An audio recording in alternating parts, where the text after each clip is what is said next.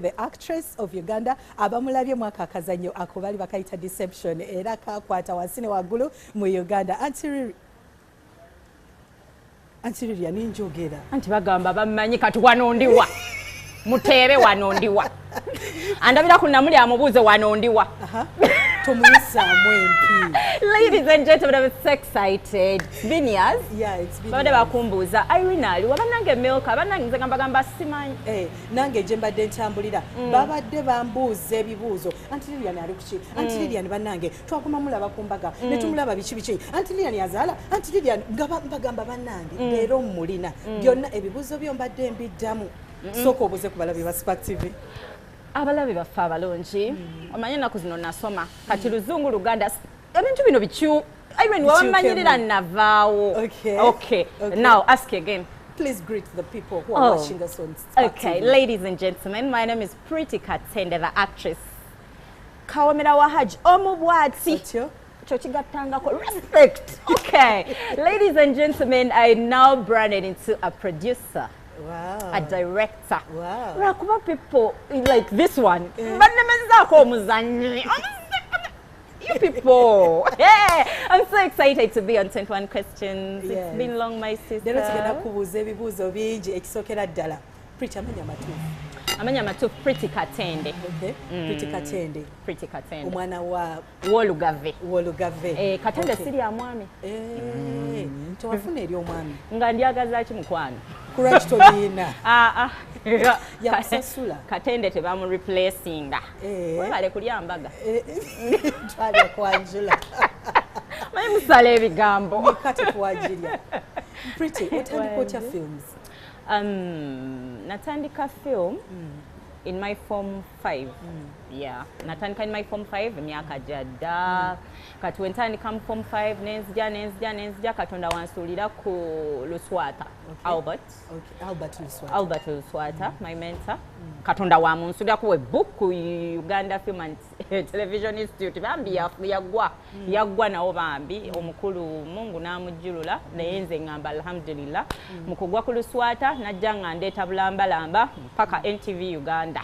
That's how I got exposed now. Deception abantu balowooza nkumanyi nnyo nze yali ttaanowo nkumanyi nnyo naye ate mbagamba ebisinga sibimanyi wabula kyemmanyi ku Pretty kiri kimu buli lwe twafunanga obuzibu ngagamba tufukamire tusabe kituufu akakati okajjukira kusaba kwokka nga wanteeka mu bizibu Irene. Pretty ali wa ddiini ki? Pretty Muslim. Okay. I'm a proud Muslim. Okay. Yes. Okay.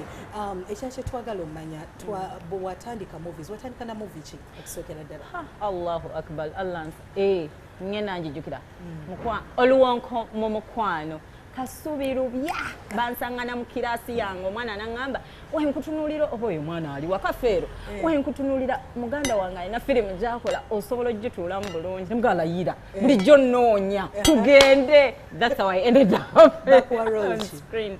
Nali main actor nga ndi this girl in love.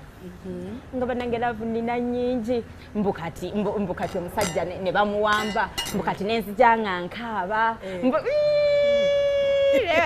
bali bagiyita batya? Oluwonko mu mukwano. Tusobola oginoonya ku YouTube. Ne oba ofa ssente togifuna kuba n'abagikola simanyi gye bali. Olimba naawe. I swear to God I don't know where those people are. Okay. Abagikola. Bw'omala eyo wazzaako ki? Nazaako malaya ensajja. Yeah, my mom dated my husband in that. That was the storyline. Ate kati fashi.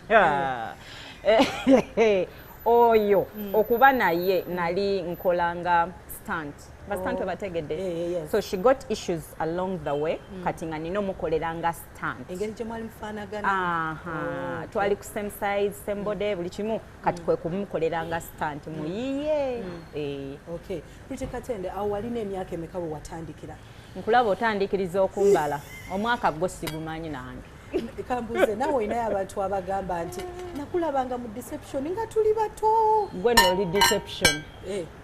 Mwana gwe oli legend okumanya ng'oli mukazi mukadde. Twakulabanga edda ku TV eri kasozi.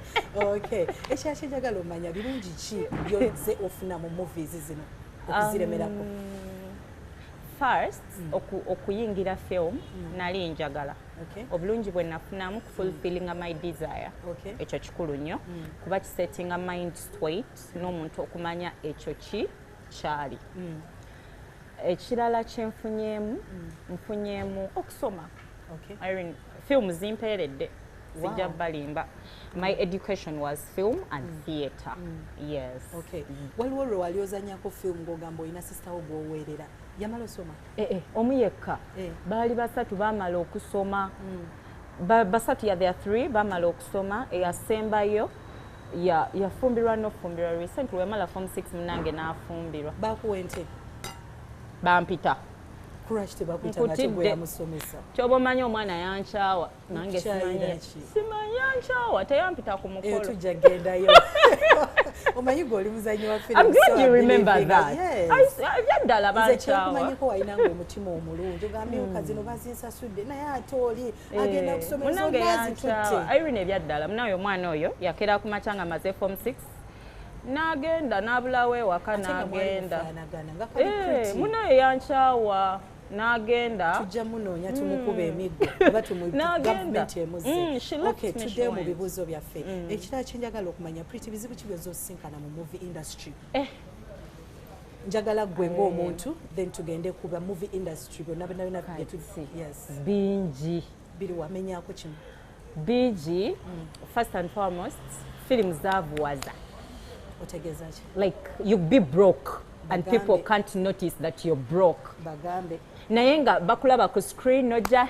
no smiling exactly so as a director and a producer you can be broke as an actor tekisuka because you have to get the best outfits the best buli kimu you have to look good so okakana kasente kofunye okayingiza mu kwerabisa bulungi nga actor then okakkana sente z'ofunye zonna ogamba kankoleye no movie ate nga muna sacrificing just because into tukyagala then nzikirizibwa okwogera ebyemabega byogere tewali buzibu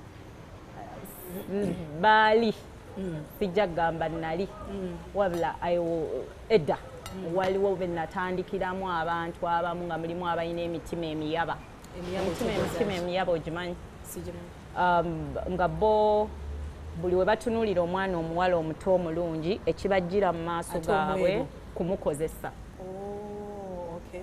nze bangobako ku seeti nga ndi maaso ga kamera oli najja nagamba oyo akola kya waveewaawo ng'okoze eki nagaana okwebaka naye koolo tekikutuukangako yogera amazima obimanyi naawe I know I'm not alone osala obusazi n'ogamba eyo project and off it eyo n'ogivaako nengivaako era namugamba mukama wange bansonyiwe nentambula twali awo mu kirombe nga nzikirira nga okkirira bwoti nze we nalinga naawe nakuleka tuli bazanyi ba film naye ate walina ebitone ebyenjawulo ku set nga script baba akagireeta ng'owagipredictinze dda ekigenda ovaamu era nga buli omu agamba nti Pretty mu quarter lines yate asukkulumye ne bakufuula n'assistant director kati ate ngenda okudda ng'oli director CEO wa Pretty K Studios tugendeko mu Pretty K Studios okay so first and foremost njasooka neyanze NTV despite the fact that nali sirina buyigirize bumala bampa omukisa ogwo ate nange saali musiru omukisa nengutuulamu nengukozesa kubanga era nga bw'okyogedde nali nga mu script ng'era bazireeta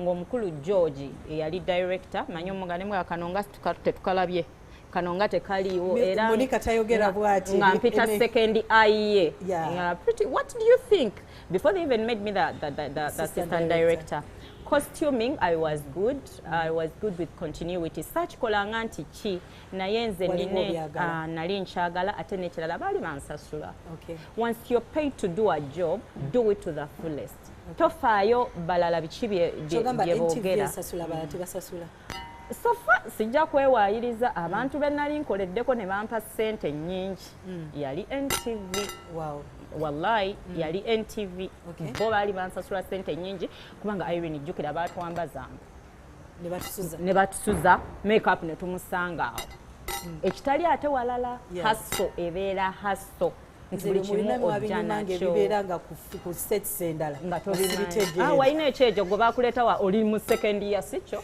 wali mu second year kuva ku Kyambogo we bakuleeteranga ekyejo olina wammenya nnyo mwana gwe wammenya nnyo lwa kusirika. So ebyo nabyo ne bituuka ne bibeeraawo. Then waliyo challenge y'obutafuna roles just because of chi portraying nze deception yankosa nnyo. Deception mu kugizanya, people had and still have another perspective of me, including my bosses. Aba NTV bali balina another perspective. Nti nga ne bwendeeta ekintu nga kinnuma omukulu gwenkigambye wa NTV ajja kuŋŋamba oyo Lilian naye bwato ne attitude ye naye nga ndi serious. Okiraba kati nekijja nekituuka ku basajja nga naye batutya nga bagamba munze ndi mukambwe era ne yanfuna bamugamba omukulu oyo omukwata otya omuwala oyo nga mukambwe. Chogamba eno character ya Auntie Lilian oba Lilian yabatuula nnyo by the way. Wagizanya bulungi ng'owakanda bamuprojecti z'abantu mmeka. But yeah, they fear to cast me because I'm outspoken. Ate okuba nti ndi outspoken ne kibaleeta nti nze eri character ne bagirelatinga. Okiraba? Babulire Lilian omutuufu bamutegeere kuba tebamu. Lilian was outspoken naye nga ekyejo kingi ate nga yali mulalu. Nze Katende yalina taata. Yalina taata. Nze Katende ndi mulekwa kale.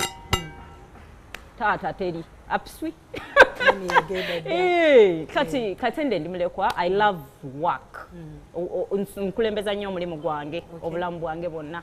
So Katende Pretty ne Lilian Deception bantu babiri baki banjawulo. Banyonyole Pretty yani. Pretty mchala mfumbo. Pretty aina Haji. Okay. Yes, Pretty aina Haji. Pretty muzanyi, Pretty director, Pretty producer. Neita mutembeye ebiseera ebisinga abali ku socials zange because leero ngenda kuyitako nga ntunda ngatto, enkya nkuyite nga ntunda perfume, oluddako nkuyiteko nga nfumba mmere. Because nina Pretty's kitchen, nina edduuka, nina buli kimu. Oli mukyala mukozi. My dad always told me fuba nnyo olaba ofuna ssente eziri halal. Otegeeza ki? Sente eziva mu makubo amaki amatuufu. Kyova olaba nti wonsanga nga Irene nfumbye emmere gigule njagala sente mba n'ebizibu byange. Wonsanga nga ntunze engatto gigule kuba mba ngifunye Farida aba agimpeereza. Okitegedde? Wonsanga ne perfume gigule because I need money. Ndi mutu makubo matuufu. Yes. Today mu Pretty Studios mwaka producing movies meka. Pretty Studios yakakola movies nga nnya officially, then ainako 2 series, then aina what is coming. Okay. Yes. Okay, twakulaba kawo ng'oli presenter presentinga. Bino ebyokupresentinga ku TV byo wabivaako. Gumu ebiri tebaagana buganye kumpa mulimu. Era kati gwe weekwate okubanga bayinza okumpita nzire mu show yo. Anyways, I'm presenting. Yes, I do a show naye online bagita Pretty's Corner. I host people nentula nabo. Netunyumyamu gye tuba tunyumizaamu nengipostinga ku YouTube channel yange ne ku TikTok yange. Some people have been following. Tugende mu movie gye waka premiering gye tukulabyo teeka mu bondi mu kimu. Ebadde buli wamu network. Movie yani egyo wandika. Nze nagyewandikira kamwaka ogezi. Wasinzirira ku ki? Nasinzira nagiwandika mu 2016 nga nakayingira Makerere. Eyo naye tugenda yakadde bakatikiriza. Nga nakayingira Makerere okusinzira biki bye nagenda ndaba abaana bano abato bye baali bakola kuba kati nze okuyingira okusoma nayingira ndi mukulu nga mmanyi ki ekikoze eki ekintutteyo ekitali ate kuba n'abaana abato be nakola ki abatannabalaba. So ebiseera ebisinga kwe nasinziira nengenda nga ngattagatta emboozi eyo kwe kugifaananyako we batera abaalaba part 1 yali mpanvumu then nemba nengibateera mu part 2 as well, which is premiering May. Okay. Yeah. Okay. Ekirala kye twagala omanya bizibu ki bwe wasisinkana ng'oshootinga movie eyo kati ogenze solos nga CEO oli muteekamu ssente? I've never done a challenging project like Network all my life. Kuraki? Ziri zonna zaaliwo Lilian namukola, I have a hotel series byonna byaliwo. But Lilian was challenging in a way that I wanted something good. Okola Network. I wanted something good. Financially, kyali kikabuka. Okay. nze eyo movie twagikolera ndowooza omwezi mulamba kati mu kugikola nga bingi ebijja bibeerawo leero actor n'alwala waliwo yafuna olubuto kyokka nga alina kukola kirala ebizibu wabifuna lwaki twasooka babriefinga kati nno gw'oli ku ebyo oli yajja tushutinze enviiri ndala yakomawo azisazeeko mbu kinakedde waya tekuli tewamugamba continuity mukwano simanyi Ndako nawe ogweddalu ku seti nga ffe atali atagwa ddalu ng'ogamba lwaki gavumenti etwewala nnyo n'egenda n'abayimbi nti bakimanyi omuyimbi bajja mu budget njagala kuba ebintu bingi ebya network tujja binyumyako eri ewalala njagala orating movie industry mu Uganda olowooza tutuusewa tetulina we twatuuse kulwaki oyogerako otyo no as in when it comes to productions abaana gye bali balina good Content. productions good content professionally abaana balina good work buli kanaku wabayo a premiering as something nice okiraba